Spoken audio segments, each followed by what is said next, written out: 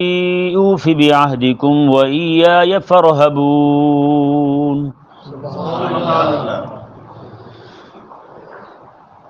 پچھلے رکوع میں اللہ تبارک و تعالی نے شیطان کا ذکر کیا، کیونکہ شیطان باوجود علم کے حضرت سیدنا آدم علیہ نبینا و علیہ السلام کا منکر ہوا، آپ کا انکار کیا اس نے اللہ تبارک و تعالی کے پاک پیغمبر کا۔ اور آج اس آیہ مبارکہ میں یہ جو پورا رکوع ہے، اس میں اور اس سے اگلے رکوع میں اللہ تبارک و تعالی نے یہودیوں کا ذکر کیا۔ یہ یہودی جو ہیں یہ بھی علم والے کہلاتے تھے، کیونکہ مدینہ منورہ میں یہودی زیادہ تر آباد تھے، اور عیسائی نصرانی جو تھے وہ شام میں آباد تھے، شام میں، فلسطین میں۔ فلسطین کا علاقہ پہلے شام ہی کہلاتا تھا، یہ اب جا کے علیحدہ علیحدہ ہوا ہے۔ تو ان کے پاس جو کتاب تھی اگرچہ محرف تھی، تعریف کر چکے تھے، ان کے علماء اپنے قلموں سے لکھ چکے تھے، لیکن اس کے باوجود کریم آقا صلی اللہ علیہ وسلم کے اوصاف اور آقا علیہ السلام کی ختم نبوت کا عقیدہ اس میں لکھا ہوا تھا۔ سبحان اللہ۔ اس میں یہ سارا بیان موجود تھا، یہاں تک کہ کریم آقا علیہ السلام کے بال مبارکہ، آقا علیہ السلام کی زلفیں جو ہے نا، ان کا گھنگریالہ ہونا بھی اس میں موجود تھا۔ آقا علیہ السلام کے چہرے کی رنگت موجود تھی۔ باقی یہ تو حضور کی شان تھی نا، آقا علیہ السلام کے اوصاف بیان ہوئے تھے، اس میں تو یہ بھی موجود تھا کہ آقا علیہ السلام جس شہر میں آئیں گے وہاں کھجوریں بھی ہوں گی، ہاں یہ بھی موجود تھا اس میں۔ تو اگرچہ اس میں بھی تعریف کر چکے تھے، لیکن آقا علیہ السلام کے اوصاف اس میں موجود تھے۔ وہ خود لوگوں کو بیان کیا کرتے تھے کہ امام الانبیاء علیہ السلام تشریف لائیں گے، لیکن انہیں ابھی تک بھول یہی تھی کہ انہوں نے پہلے دیکھ چکے تھے کہ حضرت سیدنا یعقوب علیہ نبینا و علیہ السلام کی اولاد میں سارے نبی آ رہے ہیں، حضرت اسماعیل علیہ السلام کی اولاد میں کوئی نبی تشریف نہیں لائے۔ تو انہوں نے یہی تھا کہ نبی آخر الزماں خاتم النبیین جو ہیں وہ بھی حضرت یعقوب علیہ السلام کی اولاد میں سے ہی آئیں گے، یعنی حضرت اسحاق علیہ السلام کی اولاد میں سے آئیں گے، اسماعیل علیہ السلام کی اولاد میں سے نہیں آئیں گے، کیونکہ یہ دو خاندان تھے، دو قبیلے تھے، ایک بنی اسماعیل اور ایک بنی اسرائیل۔ جی حضرت اسحاق علیہ السلام کی اولاد اور دوسری حضرت سیدنا اسماعیل علیہ السلام کی اولاد۔ جیسے کریم آقا صلی اللہ علیہ وسلم مکہ مکرمہ سے مدینہ تشریف لائے تو پورے عرب کے لوگ جو ہے نا وہ اسی انتظار میں تھے کہ ہم یہود کو دیکھتے ہیں، کیونکہ ان کے پاس کتاب آسمانی کتاب ہے، اور انہی میں اللہ تعالیٰ کے انبیاء تشریف لاتے رہے ہیں، تو یہ علم والے کہلاتے ہیں یہودی۔ جی ہم ان کو دیکھتے ہیں، اگر انہوں نے مان لیا تو ہم بھی مان لیں گے، اگر یہ انکار کرتے ہیں تو ہم بھی انکار کر دیں گے۔ اب ہوا یہ کہ یہ جتنے بھی تھے یہودی، ان کے وڈیرے جو تھے، ان سب کو یہ مسئلہ بنا کہ سب سے پہلی تو ان کو خاندانی رقابت لے بیٹھی نا، ہمارا خاندان اور ہے، ہم ان کے خاندان کے نبی کو کیسے مانیں؟ بتائیں کیسے احمق اور پاگل ہیں، ہم ان کے خاندان کو کیسے مان لیں؟ بھئی یہ تو اللہ تعالیٰ کی مرضی ہے، جہاں چاہے وہ اپنا نبی بھیج دے۔ اللہ عالم حیث یجعل الرسالۃ، اللہ تعالیٰ جانتا ہے اس نے رسالت کا تاج کسے دینا ہے، اللہ تعالیٰ جانتا ہے، اللہ تعالیٰ خوب جانتا ہے، وہ جسے مناسب سمجھتا ہے اسے نبی بناتا رہا رب تبارک و تعالیٰ۔ تو اللہ تبارک و تعالیٰ نے نبیوں کا امام بھی جسے چاہا اسے بنایا، وہ ہمارے آقا علیہ السلام کو بنایا اس نے۔ تو یہ یہودی جو ہے انہیں مسئلہ کھڑا ہو گیا، تو اللہ تبارک و تعالیٰ نے یعنی اس آیہ مبارکہ سے، اس مضمون سے، اور جو میں نے آپ کے سامنے ایک بات رکھی ہے، اس سے یہ ثابت ہوتا ہے جیسے شیطان پلید ہے نا، یہودی بھی اسی طرح پلید ہے۔ شیطان بھی جان بوجھ کر آدم علیہ السلام کا دشمن بنا ہے، باوجود علم کے، علم تھا شیطان کے پاس، جی علم تھا شیطان کے پاس، باوجود علم کے شیطان دشمن بنا رب تعالیٰ کے نبی کا۔ اور یہ جو یہودی تھے یہ بھی علم ہونے کے باوجود دشمن بن گئے، اور علم ایسا تھا، اب مثال کے طور پر کسی بندے کا بیٹا اچانک سامنے آ جائے تو وہ بندہ غور کرے گا، یار ناک اس کا دیکھو، ناک وہی ہے یا نہیں، منہ اس کا دیکھو وہ جناب اس کے کان وہی لگتے ہیں یا نہیں، سامنے آتی آنن فانن ذہن میں آ جائے گا نا یہ میرا بیٹا ہے یا نہیں۔ ہزاروں بچے اس کے سامنے گھوم رہے ہوں، اپنے بچے کو پہچان جائے گا، ہے یا نہیں؟ دیکھیں نا، کسی جگہ پہ آپ جائیں اور ایک بچہ جو ہے وہ پنگوڑے میں لیٹا ہوا ہو، 60-70 عورتیں جناب ساتھ کام کر رہی ہوں، وہ بچہ جو ہے وہ اچانک کہے امی، ماں کو پکارے، تو بتائیں کوئی بیوقوف بندہ ہی حیران ہوگا، یار 150-200 عورتیں ہیں، 50-70 عورتیں ہیں، تو یہ ساری مائیں ہوں گی، تو ہر ایک عورت بول پڑے گی، ہر ایک عورت بول پڑے گی کہ میرا بیٹا مجھے پکار رہا ہے، ہر ایک عورت بولے گی یا اسی کی ماں بولے گی؟ حالانکہ بچہ تو اس نے ماں لفظ کہا ہے، ماں تو لفظ مشترک ہے سب کے لیے، سب کو ماں ہی کہا جاتا ہے، اس کے باوجود اس کی ماں ہی کیوں بولی؟ اسے پتا تھا یہ جو آواز ہے یہ میرے ہی بیٹے کی ہے۔ تو بیٹوں کی آواز کو لوگ پہچانتے ہیں، تو رب تبارک و تعالیٰ نے یعرفونہ کما یعرفون ابناءہم، فرمایا رب تبارک و تعالیٰ نے یہ میرے حبیب کو ایسے پہچانتے ہیں جیسے اپنے بیٹوں کو پہچانتے ہیں۔ ایسے اوصاف آقا علیہ السلام کے رب تعالیٰ نے ان کی کتابوں میں بیان فرمائے، ان کی کتاب تورات شریف میں بیان فرمائے کہ ایک ایک چیز واضح تھی اور آیات تھی ان کے سامنے، کوئی اس میں جناب پردے والی بات نہ تھی، اخفاء والی بات نہ تھی، کوئی بھلیکے والی بات نہ تھی، اس میں سارا کچھ سامنے دیکھتے تھے، ایک ایک وصف حضور کا دیکھتے تھے۔ حضرت عبداللہ بن سلام رضی اللہ تعالیٰ عنہ یہودیوں کے بڑے عالم ہیں، کہتے ہیں میں جس دن حضور مدینے میں آئے نا، یہ کھجور پہ کھڑے نا، وہیں پہ کھجوریں چن رہے تھے، وہ پکی کھجوریں چنتے ہیں کچیوں میں سے، کھجوریں چن رہے تھے، تو کسی نے انہیں نا دوڑتا ہوا بندہ آیا، اس نے کہا وہ امام الانبیاء تشریف لے آئے ہیں مدینے۔ کہتے ہیں میں اوپر سے کھجوریں چن رہا تھا، میری پھوپھو نیچے جمع کر رہی تھی، میں نے اوپر ہی رسا باندھتے ہیں نا یہاں کمر میں، تو کہتے ہیں میں نے اوپر ہی نا ہاتھ چھوڑ کے زور سے اللہ اکبر کہا، میری پھوپھو کہنے لگی اتنا تو موسیٰ علیہ السلام آ جاتے تجھے خوشی نہ ہوتی، جتنی تجھے ان کے آنے کی خوشی ہو رہی، یہ کیا ہوا؟ میں کہتے ہیں حضرت عبداللہ بن سلام کہتے ہیں میں نے کہا اماں یہ بھی انہی کے بھائی ہیں، ہاں یہ بھی موسیٰ علیہ السلام کے ہی بھائی ہیں، ہاں جو مشن ان کا تھا وہی مشن ان کا ہے، ہاں وہ نبی بن کے آئے تھے، یہ نبیوں کے بھی تاجدار بن کے آئے ہیں۔ بتائیں بھائی، تو حضرت عبداللہ بن سلام رضی اللہ تعالیٰ عنہ کہتے ہیں میں وہاں سے اٹھا اور دوڑا سیدھا جناب آقا علیہ السلام کے پاس آیا، دیکھا تو آقا علیہ السلام گفتگو فرما رہے تھے، آقا علیہ السلام یہ فرما رہے تھے رات کو جب لوگ سوئے ہوں تو تم نماز پڑھا کرو، جو بندہ جانتا ہو نہ جانتا ہو ہر ایک کو سلام کیا کرو، اور فرمایا کہ بھوکوں کو کھانا کھلایا کرو، یہ 3-4 چیزیں حضور نے بیان فرمائی، آخر میں آقا علیہ السلام نے فرمایا جو بھی بندہ یہ کام کرے گا سیدھا جنت جائے گا۔ کہتے میں آقا علیہ السلام کو دیکھ کے پہچان گیا، کیونکہ کتاب پڑھی ہوئی تھی نا جی، اور صاف سارے دیکھے ہوئے تھے حضور کے، سارا یاد تھا، وہیں پہ کلمہ پڑھ گیا آقا علیہ السلام۔ اب یہودیوں کی پلیدگی بھی ذرا دیکھ لیں، آقا علیہ السلام نے حضرت عبداللہ بن سلام کو فرمایا، حضرت عبداللہ بن سلام خود کہتے ہیں حضور میرے بارے میں اگر پوچھ رہے ہیں نا یہودیوں کو بلائیں، ان سے پوچھیں میں کیسا بندہ ہوں۔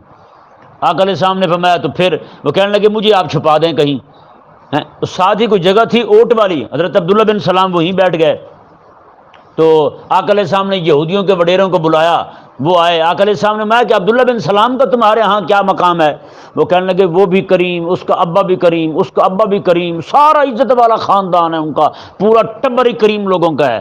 آپ نے فرمایا کہ اچھا کوئی علم ہی ہے ان کے پاس؟ انہوں نے کہا وہ بھی عالم، اس کا ابا بھی عالم، اس کا ابا بھی عالم، اس کا ابا بھی عالم، سانس پھولنے لگ گئی کہ سارے کے سارے عالم ہیں۔ آقا علیہ السلام نے فرمایا کہ اگر وہ کلمہ پڑھ لے تو پھر، انہوں نے کہا وہ نہیں پڑھتا کبھی بھی۔ آقا علیہ السلام عبداللہ ذرا باہر آئی نا، میں کہ عبداللہ ذرا باہر آنا، حضرت عبداللہ بن سلام سامنے آیا، کہا اشہد ان لا الہ الا اللہ واشہد ان محمد عبدہ ورسولہ۔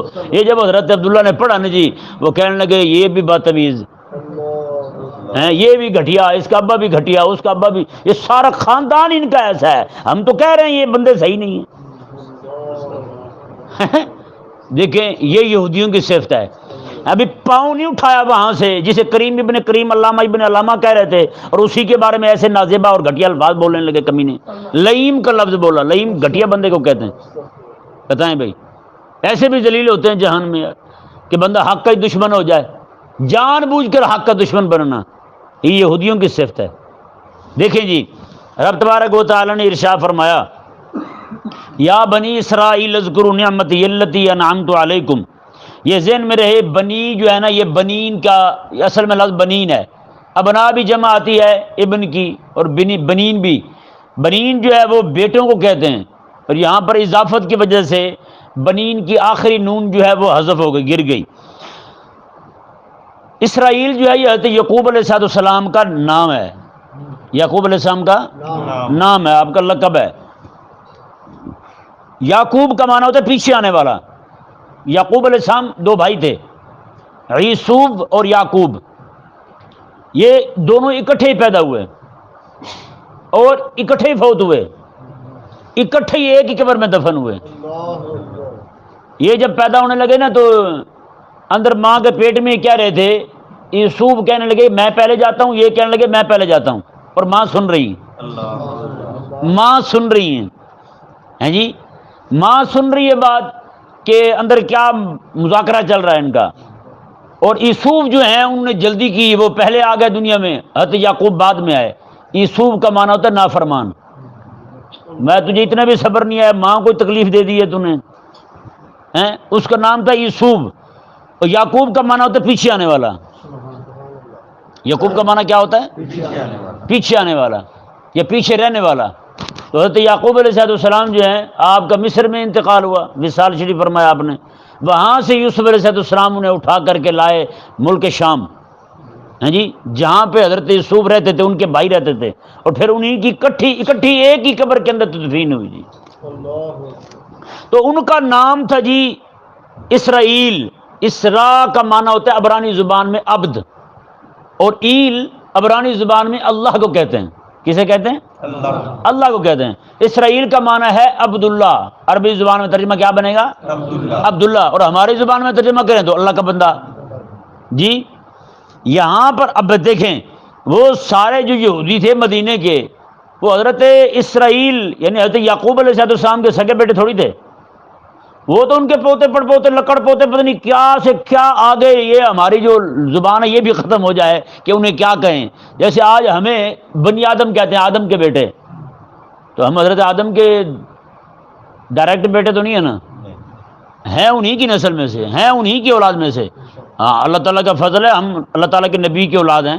ہاں انگریزوں کی طرف باندر کے بچے نہیں ہیں. مالک کا فضل ہے، جس پر چاہے فرما دے.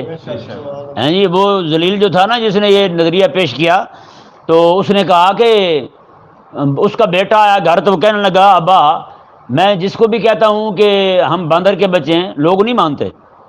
اس نے کہا بچے تو مانتا یا نہیں مانتا؟ اس نے کہا میں تو مانتا ہوں. اس نے کہا بچے بس تو ماننے رکھ، لوگ مانے نہ مانے. اس نے کہا میری اولاد اور آئے گی وہ مانے گی. اس کا سگا بیٹا مانتا تھا اور کوئی بھی نہیں مانتا تھا کہ ہم باندر کے بچے ہیں، لیکن آج سارے مان رہے ہیں.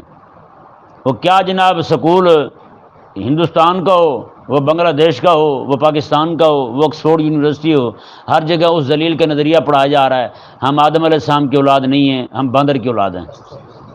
بتائیں یار، جو بندہ یہ نظریہ رکھتا ہے وہ تو 1,24,000 نبیوں کا گستاخ ہے کہ نہیں؟ جو باندر کی اولاد کہہ رہا ہے انسانوں کو. اچھا ہم کو کہ پاگلوں کو یہ بھی سمجھ نہیں آتی. وہ کہتے جی باندر سے ارتقا کرتے ہوئے، ارتقائی منازل اور مراحل طے کرتے ہوئے انسان بن گیا. وہ ایک ہی باندر سے انسان بنا، باقی باندر کیوں نہیں بنتے ہیں؟ وہ بھی تو بناؤ نا یار، تمہارے برادری بڑھے ہیں. یہ امام بری سرکار چلے جائیں اسلام آباد، وہاں کتنے باندر ہوتے ہیں؟ اللہ اکبر، اتنے باندر. ایک جگہ لنگر بٹ رہا تھا، ہم گئے وہاں نا، بڑے ہم بھی ہر دربار کو جفا ڈالتے رہے. ہم گئے وہاں تو ایک لڑکا تھا، وہ بڑا کپتان تھا، اس نے 4-5 شاپر لے لی لنگر کے، باقیوں کو ملے ہی نہیں. اس نے 2-3 اس میں سے کھا لیا، تھوڑے تھوڑے چاول تھے کھا لیے اس نے. وہ باقی لے کے گیا جناب، لے کے جا رہا ہے کہ باندر رہنا ہاتھ کیے اس طرح کہ مجھے بھی 2 لنگر اکیلے کھا رہا، میں بھی تو ماننے والا ہوں بزرگوں کا ہیں. تو اس نے نا ایک شاپر ہاتھ میں پکڑا ہوا تھا اس طرح، دوسرے ہاتھ سے نا اس طرح دینے لگا اسے ایک شاپر لنگر کا. تو اس باندر نے کیا کیا جی، ایک ہاتھ اوپر پکڑا تو وہ دوسرا ہاتھ جو لے کے بیٹھا تھا وہ بھی چھین کے بھاگ گیا. میں نے کہا تمہیں نہیں پتا یہ بھی پڑھا لکھا ہے جی، اسلام آباد قریب پڑتا ہے نا، اسمبلی وہاں قریب ہے، تو ظاہری بات ہے یہ بھی لیکچر سنتے ہوں گے، وہاں ڈیبیٹ جو ہوتی ہے اس سے یہ بھی متاثر ہیں. بہرحال رب تبارک و تعالیٰ نے یہاں پر انہیں یہ نہیں کہا اے یہودیوں، بلکہ رب تبارک و تعالیٰ نے ان کے ابا جان دادا جان حضرت یعقوب علیہ السلام کا نام لے کے کہا. میں کہ تم یعقوب کے بیٹے ہو، رب کے نبی کے بیٹے ہو، اور تمہارے تو یہ ذمہ بنتا تھا کام کہ تم رب تبارک و تعالیٰ کے نبی علیہ السلام نے جیسے اعلان نبوت کیا تم ساتھ ہی ان کے کھڑے ہو جاتے ہیں. اس بنی اسرائیل کہنے میں ان کو تنبیہ ہے، اور بہت بڑی تنبیہ ہے. میں تم کیا کرتے پھرتے ہو؟ تمہارے تو ذمہ دار تم ان کے ساتھ کھڑے ہو جاتے، رب کے نبی کے بیٹے ہو کر تم ایسی حرکتیں کرتے پھرتے ہو۔ اس سے ثابت ہوا کہ آج جو ہے نا، آج بھی جو رسول اللہ علیہ السلام کی اولاد ہے نا، وہ بنسبت دوسروں کے ان کے ذمہ زیادہ کام بنتے کہ حضور کے دین کا کام کریں۔ حقیقت کہہ رہا ہوں، ان کے ذمہ بنتا ہے کہ وہ رسول اللہ علیہ السلام کے دین کا کام کریں، لیکن انہوں نے وہ کام ہی چھوڑ دیا ہے جی۔ مکہ شریف میں سلطنت عثمانیہ جو تھی نا، وہاں پر سلطنت عثمانیہ والے ایسے رسول اللہ علیہ السلام کے عاشق تھے، مدینہ شریف اور مکہ شریف جب سے سلطنت عثمانیہ بنی ہے تب سے انہوں نے اس کی خدمت، یعنی جسے افسر مقرر کیا نا انہوں نے، وہ سید کو ہی مقرر کرتے تھے مدینہ شریف مکہ شریف میں۔ وہ کہتے تھے کہ یہ رسول اللہ علیہ السلام کا خاص علاقہ ہے، یہاں حضور رہے ہیں تو یہاں کی نوکری بھی حضور کی آل ہی کرے گی، ہاں یہ وہی کریں گے بس۔ تو جو بھی وہاں خادم ہوتا، یعنی کہ حرمین شریفین کی جسے خدمت، یعنی گورنر جو ہوتا، اسے شریف مکہ کہا جاتا تھا، یعنی کہ یہ ہمارے یہاں سید کہتے ہیں، وہاں شریف کہتے ہیں سید کو، وہاں سید کو کیا کہتے ہیں؟ شریف کہتے ہیں، ہمارے یہاں سید کہتے ہیں، عرب میں آج بھی سیدوں کو شریف کہتے ہیں، ٹھیک ہے نا جی، سید نہیں کہتے وہاں۔ تو وہ حضرت جو ہے شریف مکہ، اس کا نام بھی حسین تھا، اس کا نام بھی حسین تھا۔ جب برطانیہ نے وہاں پر ظلم کیے اور وہ سید ہو کر اپنے آپ کو سید کہتا تھا، اس نے سلطنت عثمانی کے ساتھ غداری کی، سلطنت عثمانی کے ساتھ غداری کی، اور اس نے وہاں پر کیا حرکت کی، یار تو نبی کا بیٹا تھا، تو اپنے نبی کے اپنے نانے کے دین کے ساتھ غداری کر رہا ہے۔ سلطنت عثمانیہ ختم کروائی، کعبے پر گولیاں چلوائیں اس نے، آقا علیہ السلام کے روضہ مبارکہ پر گولیاں چلیں، اندر والا حصہ تھا وہاں گولیاں لگی ہوئی، اور مسجد سب سے پہلا قتل مدینہ شریف میں آقا علیہ السلام کی مسجد میں اذان دینے والے مؤذن کو، وہ بیچارہ نابینا تھا، اسے قتل کیا گیا۔ اسی شریف مکہ نے گٹھ جوڑ کیا برطانیہ کے ساتھ، پیسے لے دے کے اس نے کہا ٹھیک ہے چڑھائی کر دو۔ یہ ایک سنیوں کی حکومت تھی اس وقت، دوسری سنیوں کی حکومت یہاں تھی، بہادر شاہ ظفر مغل جو خاندان جو تھا، وہ یہاں پہ بھی غداری دو بندوں نے کی، وہ بھی اپنے آپ کو سید کہتے تھے، میر جعفر اور میر صادق، یہ دو بھائی تھے۔ انہوں نے انگریزوں کے ساتھ مل کر ان سے پیسے لیے، وہ یہاں حکومت ختم کروا دی اہل سنت کی، اہل اسلام کی حکومت تھی، اسلام کی حکومت تھی، تو وہ ختم کروا دی انہوں نے۔ مسلمانوں کی حکومت تھی، اسلام کی اگر نہ بھی کہیں، یعنی خلافت نہ ہی کہیں اسے، لیکن تھے تو مسلمان ہیں۔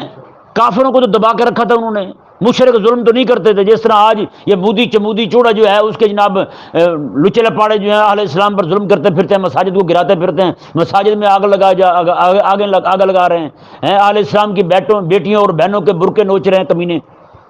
یہ تو حال نہیں تھا کم از کم مسلمانوں کے ساتھ یار۔ دو بندوں نے جنہوں نے اہل اسلام کی حکومت ختم کرائی، اپنے آپ کو سید کہتے تھے، میر جعفر اور میر صادق اسے کہتے تھے۔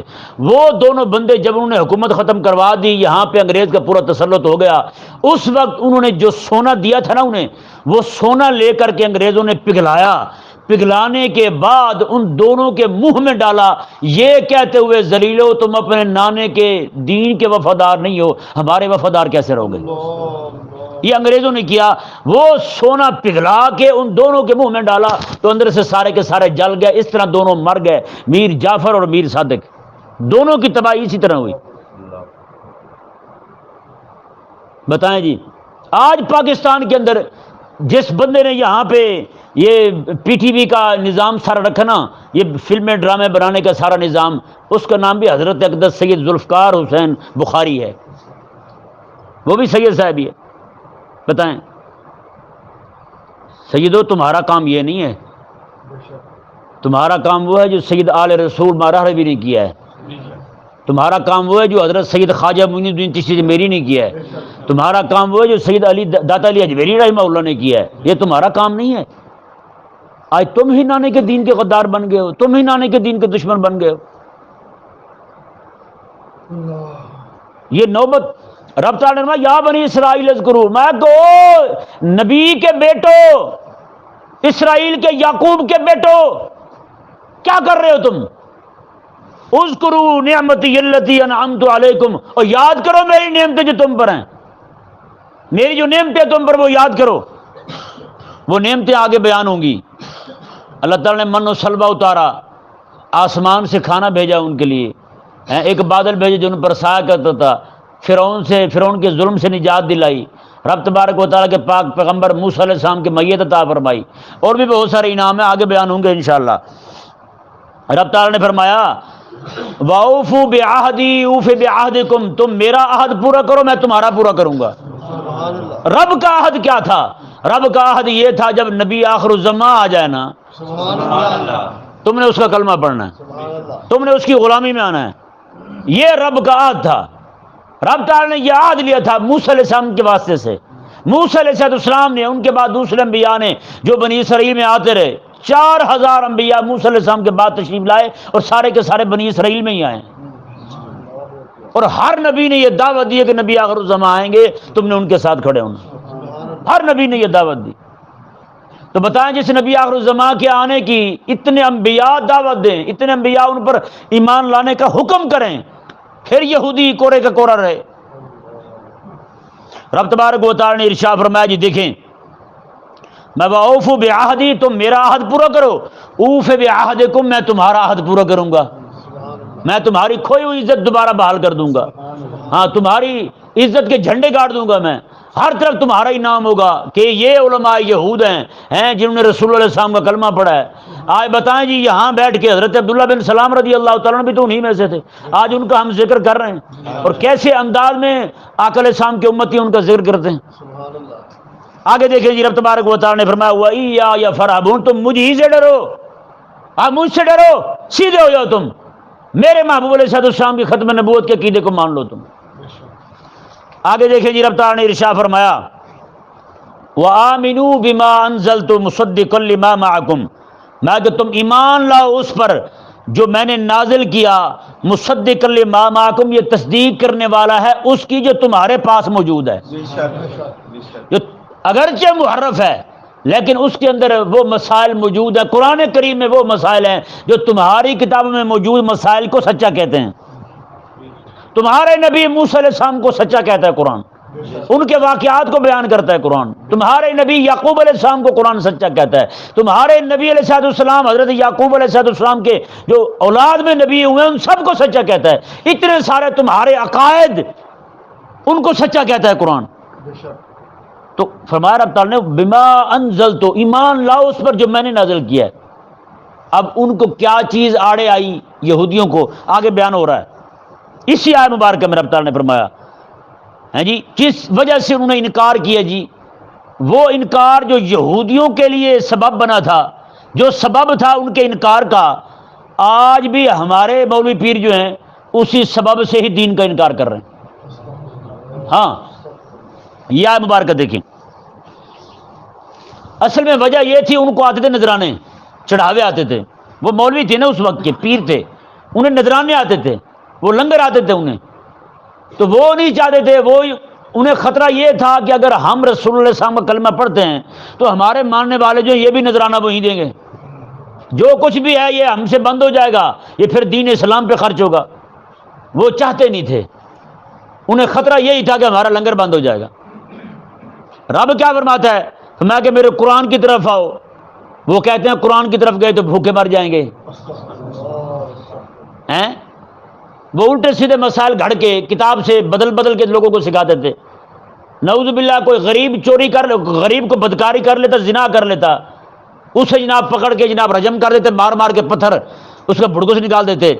کوئی امیر کر لیتا، اسے گدھے میں بٹھا کے 2 چکر لگاتے کہ جی کافی ہو گیا۔ یہ سزا غریبوں کے لیے اور تھی، امیروں کے لیے اور تھی، اور یہ آپ کو بھی مبارک ہو، آپ کے ملک میں بھی نافذ ہو چکی ہے۔ ایک بندہ مجرم بن کے جیل میں پڑا ہے، 2 مہینے پہلے جیل سے باہر آیا، وزیر اعظم بن گیا ہیں۔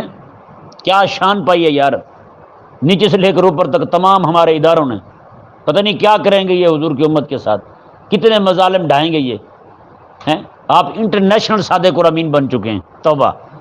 بتائیں بھائی، دیکھیں جی رب تبارک و تعالی نے ارشاد فرمایا وَلَا تَكُونُوا أَوَّلَ كَافِرٍ بِهِ، فرمایا کہ تم اولین کافر نہ بنو۔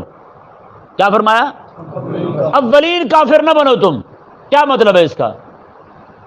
فرمایا کہ تم میرے حبیب کریم علیہ السلام کا انکار کر کے تم یہود کے علماء کہلاتے ہو، تم میرے حبیب علیہ السلام کا انکار کر کے پہلے کافر نہ بنو۔ کیوں؟ تم انکار کرو گے، لوگ تمہیں دیکھ کے انکار کریں گے، لوگ تمہیں عالم سمجھتے ہیں، لوگ تمہیں علم والا جانتے ہیں، تم انکار کرو گے، لوگ کہیں گے یار عالم ہو کے انکار کر رہا ہے، ہمارا تو انکار کرنا بنتا ہے۔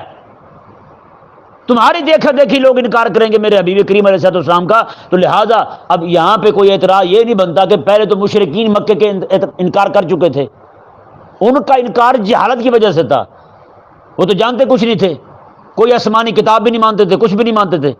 مسئلہ تو ان یہودیوں کا تھا، یہ آسمانی کتابیں بھی مانتے تھے اور ساتھ ساتھ اللہ تعالیٰ کے انبیاء کو بھی مانتے تھے، اور یہی انتظار میں تھے رسول اللہ صلی اللہ علیہ وسلم کے آنے کے، اور مشرکوں کو یہ دھمکیاں دیا کرتے تھے کہ نبی آخر الزمان آئیں گے، ہم ان کے ساتھ مل کے تمہاری طبیعت صاف کر دیں گے۔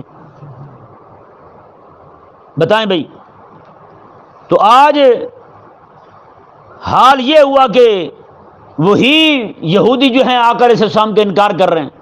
اس سے ایک بات اور بھی ثابت ہوتی ہے یار کہ عام بندہ جو ہے نا، اس کی غلطی عقائد کے باب میں وہ ہلکی ہوتی ہے، عالم غلطی کرے گا وہ بڑی ہوگی، کیونکہ لوگ اس کی اتباع کرتے ہیں، لوگ اس سے مطاع مانتے ہیں۔ پیر مولوی جو ہے نا، وہ خرابی کرے گا نا عقیدے کے معاملے میں تو اس کی خرابی دور تک جائے گی۔ وہ اگر عقیدہ اپنا بگاڑے گا تو اس کے مرید بھی سارے وہی عقیدہ رکھیں گے۔ حضرت سیدنا امام اعظم ابو حنیفہ رضی اللہ تعالیٰ عنہ گلی میں جا رہے ہیں، آپ کے شاگرد بھی ساتھ ہیں، آپ کے شاگرد بھی ساتھ ہیں، گلی میں جاتے ہوئے کچڑ تھا، ایک بچہ جو ہے نا وہاں سے گزرتا تو بے احتیاطی سے چلتا ہوا جا رہا ہے، بچہ چھوٹا سا بے احتیاطی سے چلتا جا رہا ہے۔ امام اعظم ابو حنیفہ رضی اللہ عنہ نے فرمایا کہ بچے احتیاط سے چلو، پھسل جاؤ گے۔ چھوٹا بچہ وہ کہنے لگا حضور میں پھسلا تو میں پھسلوں گا، آپ اپنا دھیان کریں، آپ پھسلے تو حضور کی امت پھسل جائے گی۔ امام اعظم ابو حنیفہ رضی اللہ عنہ اسی وقت اپنے شاگردوں کو فرمایا، اور گلی میں جاتے ہوئے فرمایا امام صاحب نے، بازار میں جا رہا ہے امام اعظم ابو حنیفہ رضی اللہ عنہ وہیں پہ فرماتے ہیں، میں میرے شاگردوں سنو میری بات، اس چھوٹے بچے نے آج بڑی بات کی ہے، فرمایا کہ آج کے بعد تم میری بات دیکھو، ایک طرف رسول اللہ علیہ السلام کی حدیث تمہارے پاس پہنچ گئی ہے، ایک طرف میری بات ہے، تو فرمایا رسول اللہ علیہ السلام کی حدیث کو لینا، میری بات کو تم دیوار کے ساتھ مار دینا۔ استاد یہ ہوتا ہے، یہ نہیں کہ استاد کہہ رہے قرآن کو نہ سننا، حدیث کو نہ سننا، میں جو بک رہا ہوں اسی کو ماننا، نہ۔ فرماتے ہیں کہ فساد العالم فساد العالم، عالم کا فساد جو ہے نا یہ جہان کا فساد ہے، اکیلا عالم برباد نہیں ہوتا، جہان برباد ہو جاتا ہے۔ حضرت عیسیٰ علیہ السلام فرماتے تھے اپنی امت کے علماء کو، میں علماء کی جماعت، تم نمک ہو، تم کیا ہو؟ نمک ہو۔ آپ دیکھتے ہیں کھال وغیرہ رکھتے ہیں، اس میں نمک لگا کے رکھتے ہیں، اور نمک لگا دیں تو جلدی خراب نہیں ہوتی، کئی مہینے پڑی رہتی ہے کھال، ایسے ہے یا نہیں؟ تو حضرت عیسیٰ علیہ السلام فرماتے ہیں کہ کھال جو ہے نا یہ چیزوں کی، یہ نمک جو ہے یہ چیزوں کی اصلاح کا ذریعہ ہے، اگر یہ نمک ہی خراب ہو گیا تو آپ فرماتے تھے اے علماء تم رب تبارک و تعالیٰ کی مخلوق میں مثل نمک ہو، تم اپنے آپ کو سیدھا رکھو گا، تم خراب ہو گئے تو پھر باقی چیزیں جو تمہاری وجہ سے صحیح ہوتی ہیں وہ کیسے صحیح ہوں گی؟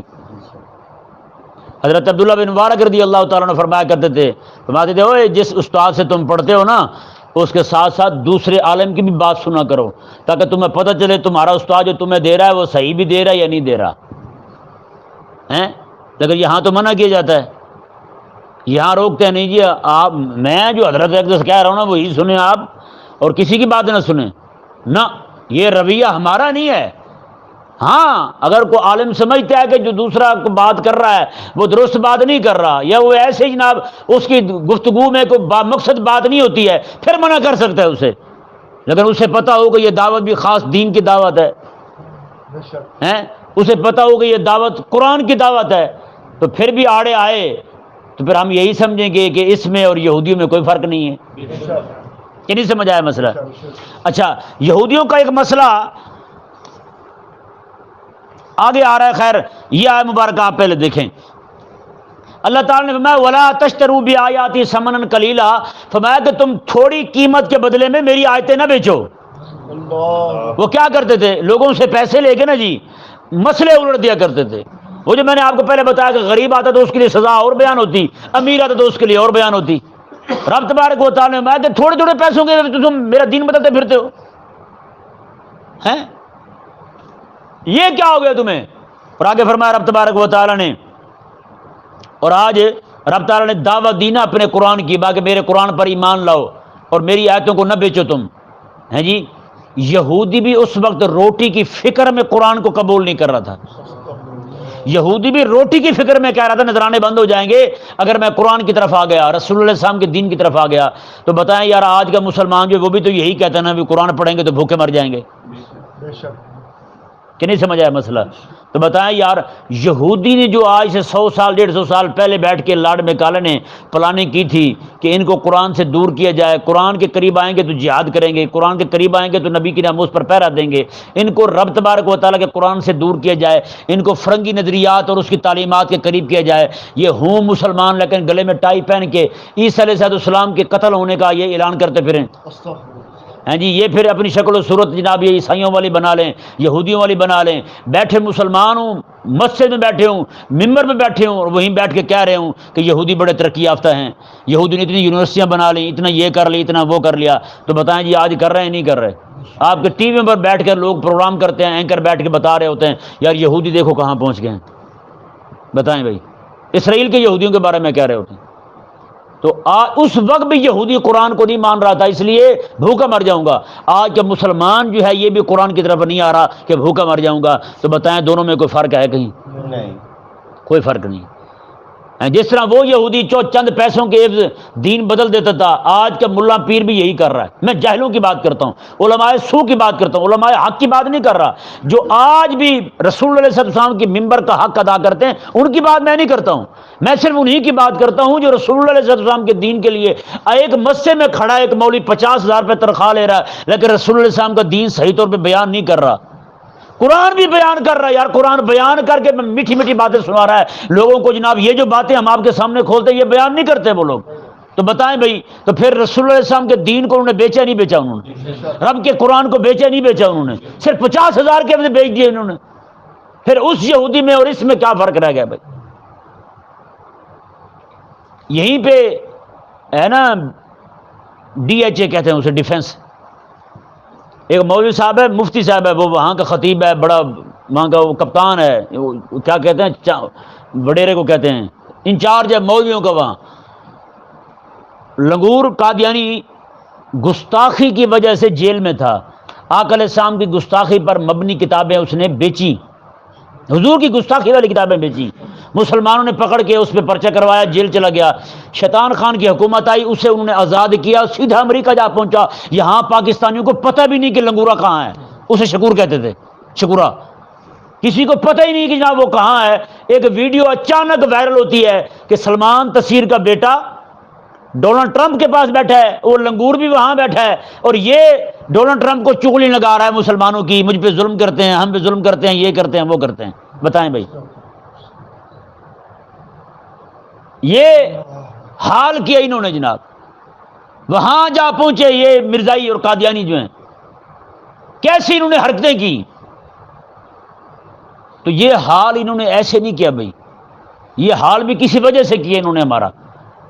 اس وقت میں نے مولوی صاحب کو فون کیا، اب ہر طرف یہی مسئلہ چلا ہوا ہے کہ ہر عالم جو ہے اس یہ لنگورا جس نے بکواس کی تھی کہ جناب وہ رسول اللہ صلی اللہ علیہ وسلم کی گستاخی پر مبنی کتابیں بیچ رہا ہے، یہاں لوگوں کو بانٹ رہا ہے اور مسلمانوں نے پکڑ کے جیل دے دیا تو اوپر سے اسے ظلم کہہ رہا ہے۔ یعنی گستاخی صحیح ہے، اس کا قانونی رائٹ ہے، لیکن اسے پکڑوانا اور اسے جیل دینا یہ ظلم ہے۔ میں نے اس مولوی صاحب سے فون پہ پوچھا، میں نے کہا جی آج آپ کس موضوع پہ بیان کر رہے ہیں؟ کہنے لگے جی اسلام میں شجر کاری کا ثواب، درخت لگانے کا ثواب کیا ہے اسلام میں۔ بتائیں بھائی اس نے 50,000 روپے میں رسول اللہ کا دین بیچا نہیں بیچا اس نے؟ جس وقت یعنی کہ امت مسلمہ پر اور خاص طور پہ عقیدہ ختم نبوت پر، مسئلہ ناموس رسالت پر کافروں کی طرف سے ایک آفت آنے کے چکر میں ہے، آفت آنے والی تھی، ڈونلڈ ٹرمپ لعنتی بندہ تھا، آپ کو پتہ ہے، ایک آفت آنے والی تھی اہل اسلام پر، تو اس وقت کے اندر مولوی یہ بیان کر رہا ہو تو کیا فرمایا رب تعالیٰ نے، وَلَا تَشْتَرُوا بِآيَاتِي ثَمَنًا قَلِيلًا، میں او یہودیو میری آیتوں کو تھوڑے پیسے لے کے نہ بیچو، تمہیں نہیں پتا میرا کلام کتنا قیمتی ہے، میرے کلام کی شان کیا ہے۔ آگے فرمایا وَإِيَّایَ فَاتَّقُونِ، اور تم مجھ ہی سے ڈرو، ہاں تقوی اختیار کرو، مجھ سے ڈرو، مجھ سے ڈرو گے میں تمہیں وہاں سے روٹی عطا فرماؤں گا، تمہیں وہم و گمان ہی نہیں ہوگا۔ یہ رب کے قرآن میں بات ہے، رب کے قرآن میں بات ہے، وَمَن يَتَّقِ اللَّهَ يَجْعَل لَّهُ مَخْرَجًا وَيَرْزُقْهُ مِنْ حَيْثُ لَا يَحْتَسِبُ۔ رب تبارک و تعالیٰ نے جو بندہ مجھ سے ڈرتا ہے نا، میں اس کے لیے پھر ایسا راستہ کھول دیتا ہوں رزق کا، اسے گمان ہی نہیں ہوتا کہاں کہاں سے آ رہا ہے رزق۔ اللہ تبارک و تعالیٰ سمجھنے کی توفیق عطا فرمائے۔